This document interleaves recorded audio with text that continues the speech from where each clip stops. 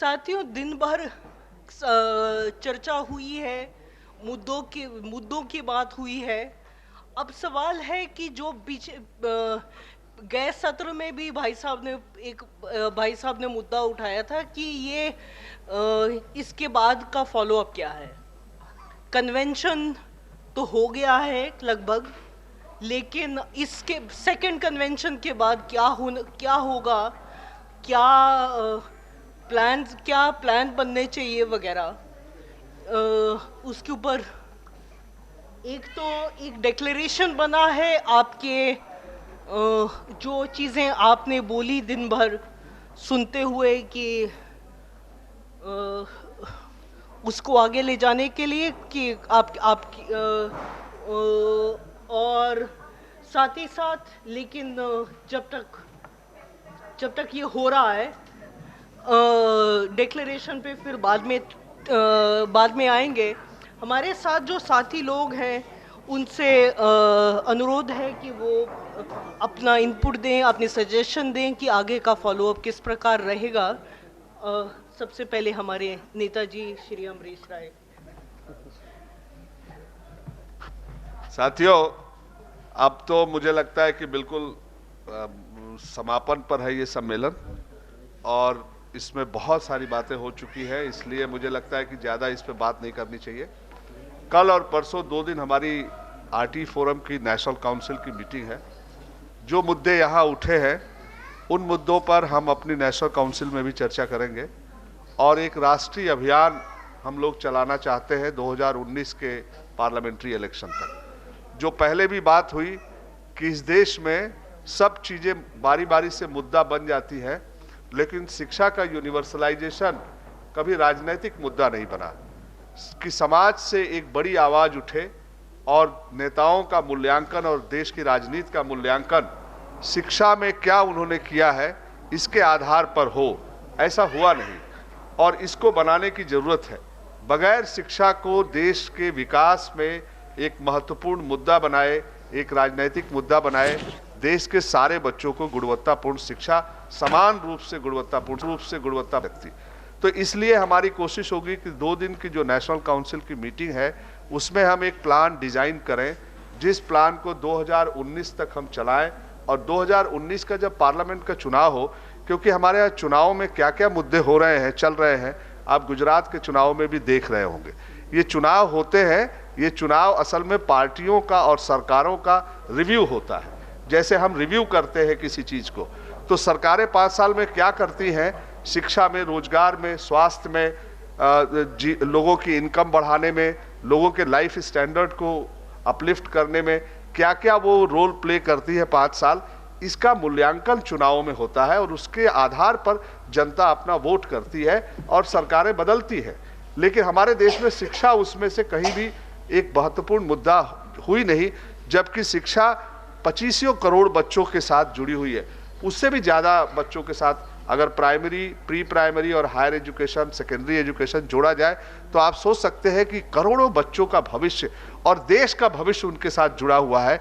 ये एक इतना महत्वपूर्ण मुद्दा है, उनके माँ बाप का भविष्य जुड़ा हुआ है और इतने बड़े मुद्दे को ये तमाम राजनीतिक दल नज़रअंदाज कर देते हैं और उसको किनारे ढकेल के गैर जरूरी मुद्दों पर, कभी धर्म के नाम पर, कभी किसी चीज़ के नाम पर, वो चुनाव में वोट हासिल करके अपनी सरकारें चलाते हैं।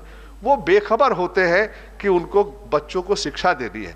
तो हमें कोशिश करनी है कि हम जो अगला पार्लियामेंट्री इलेक्शन आए, शायद उसमें बहुत सारी नई तस्वीरें बन जाए, देश के हालात भी नए बन जाए, क्योंकि किसान भी, मजदूर भी सभी खड़े हो रहे हैं, नौजवान रोजगार के सवाल पर खड़ा हो रहा है, सपने जो देखे हैं लोगों ने पिछली बार उसको साकार होते देखना चाहते हैं। तो शायद 1-1.5 सालों में देश का पूरा एक माहौल बदल जाए और शिक्षा भी उसमें एक मजबूत जगह पाए। सभी अपने अपने मुद्दों को लेकर अब सक्रिय हो जाएंगे 2019 को देखते हुए। तो हमें भी शिक्षा के मुद्दे को लेकर के देशव्यापी अभियान के लिए सक्रिय होना है। उसमें हमारे टीचर्स बहुत बड़ा रोल है, 55 लाख टीचर हैं, आप जानते हैं।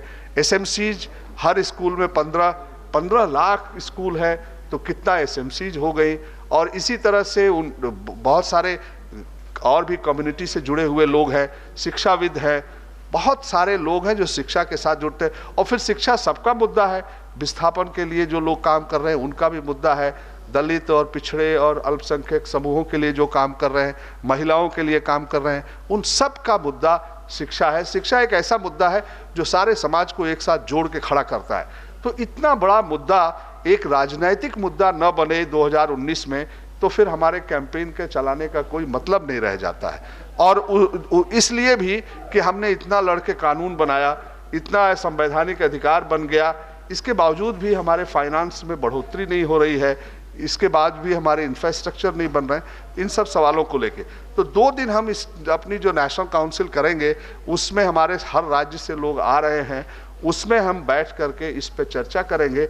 आपने जो हालात यहाँ बयान किया है दिन भर, उन हालातों पे हम चर्चा करेंगे और हम ये कहेंगे कि कैसे एसएमसीज को पावरफुल बनाया जाए, कैसे स्कूलों को सुदृढ़ किया जाए, और ये जो कानून है इसको न केवल अमल किया जाए बल्कि प्राइमरी से लेके सेकेंडरी तक इसका दायरा बढ़ाया जाए। सरकार सेकेंडरी एजुकेशन को की जिम्मेदारी ले, बेसिक एजुकेशन जिसको बोलते हैं, कि ये जो है चाहे वो स्किल करे, चाहे वो वोकेशनल करे, जो कुछ भी करना है करो, लेकिन बेसिक एजुकेशन हमारे बच्चों को दो।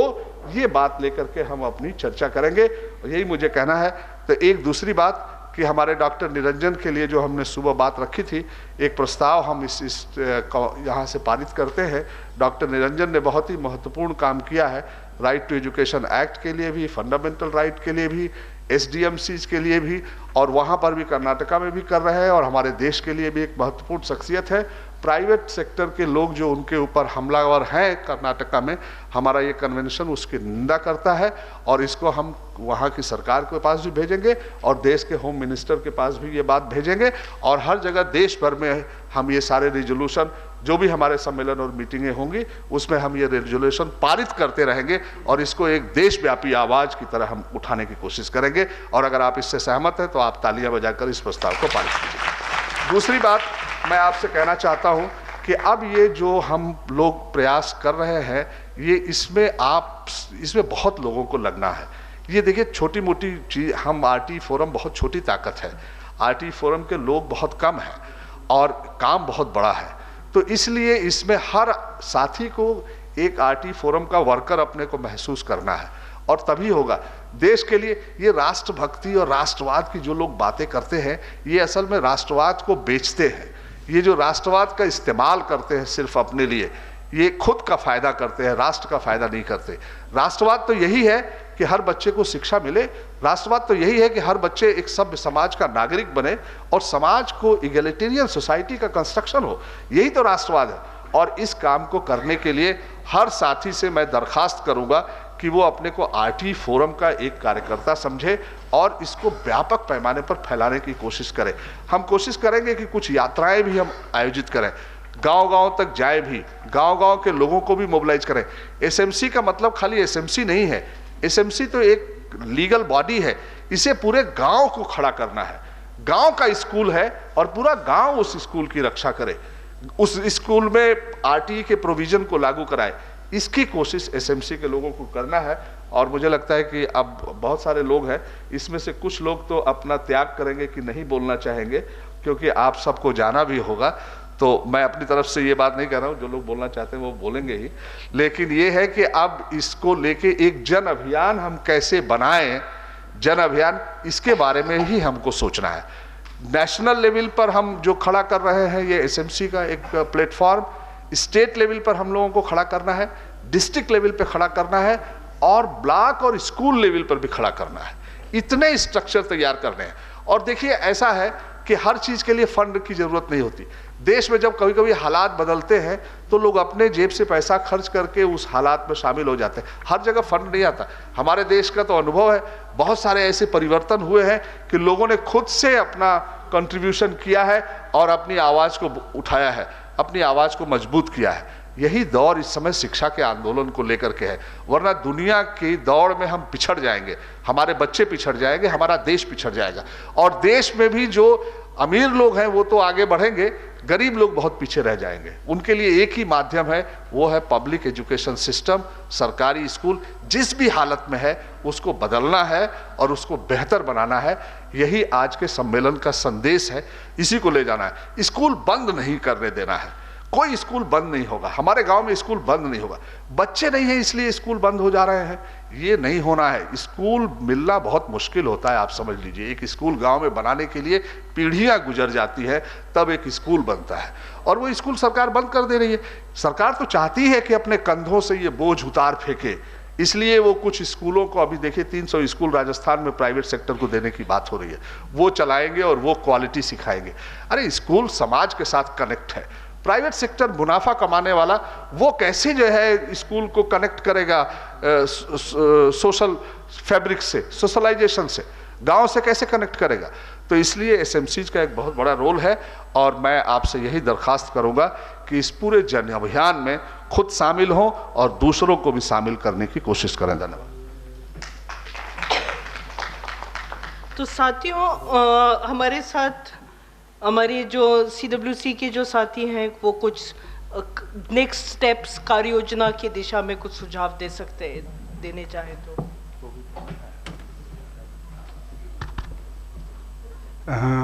मंच पे विराजमान सब आदरणीय अम्बरीश जी और साथीगण, सभागार में उपस्थित सभी साथीगण, मैं सुबह से बहुत सारी बातें सुना, चर्चा बहुत सारे मुद्दों पे हुई।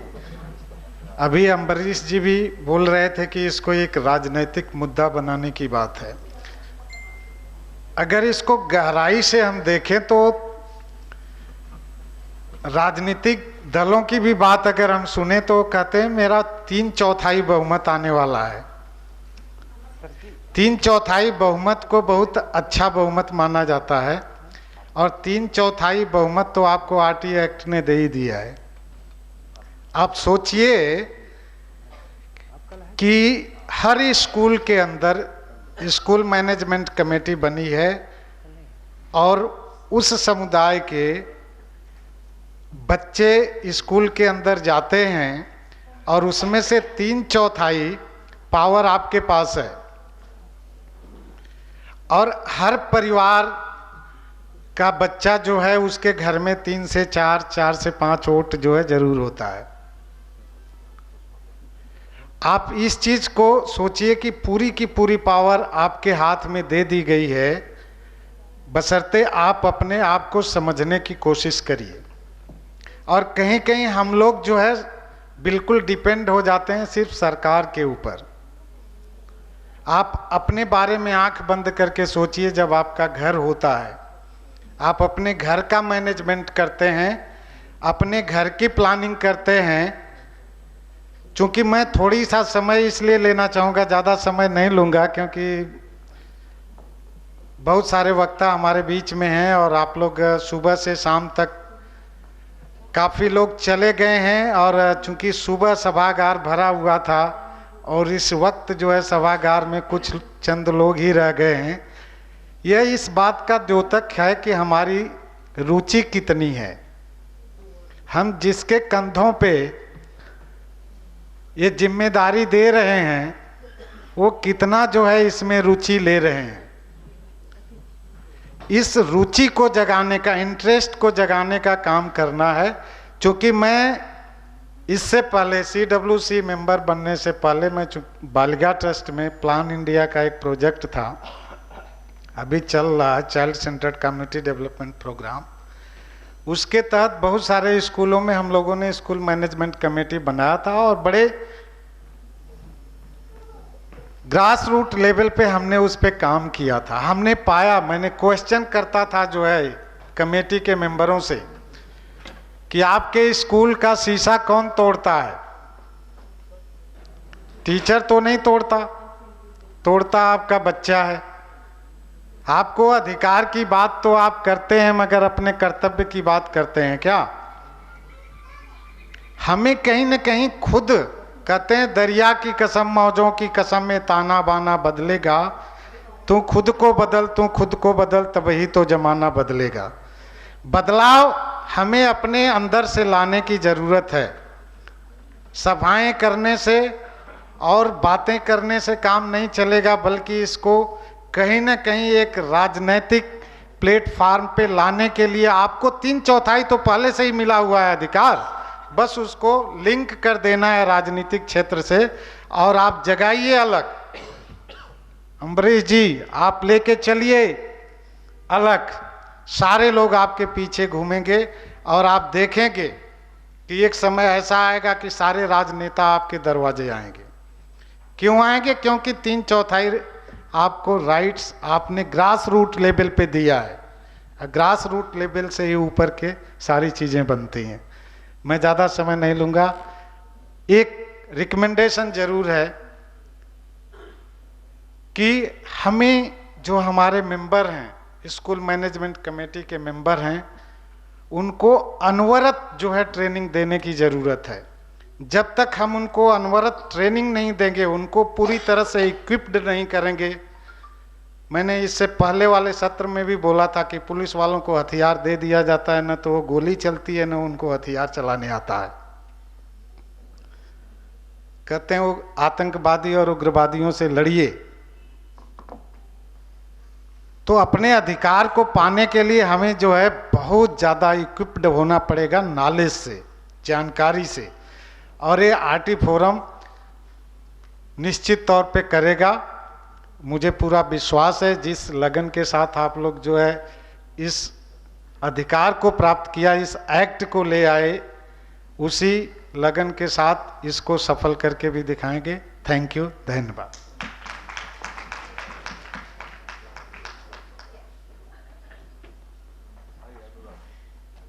हमारे बीच अनुराग कुंडू जी हैं डीसीपीसीआर से, लेकिन उनसे पहले क्योंकि बहुत अभी तक चर्चा हो रही है हमारी हिंदी भाषी नॉर्दर्न स्टेट्स से, therefore it's also essential to hear the inputs from the south on what should be the strategy on suggestions etc, so that why जब तक अनुराग जी सेटल हो रहे हैं तब तक मूर्ति suggestions for next steps of how to take this forward, so that we have input from Tamil Nadu on the direction as well.